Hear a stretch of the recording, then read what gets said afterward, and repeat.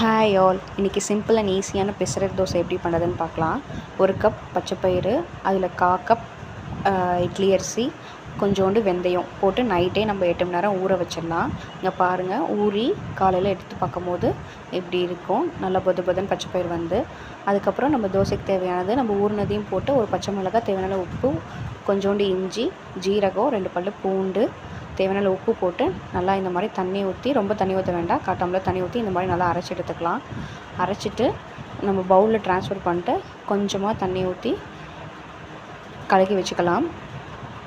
Video பிடிச்சிருந்தா like, share and subscribe பண்ணுங்கள். தவாவில் எண்ணெய் ஊற்றி 1 கப் எடுத்து நம்ம கரண்டியில் அப்படியே தேய்ச்சிட்டு நல்லா சுற்றி எண்ணெய் ஊற்றிக்கலாம்.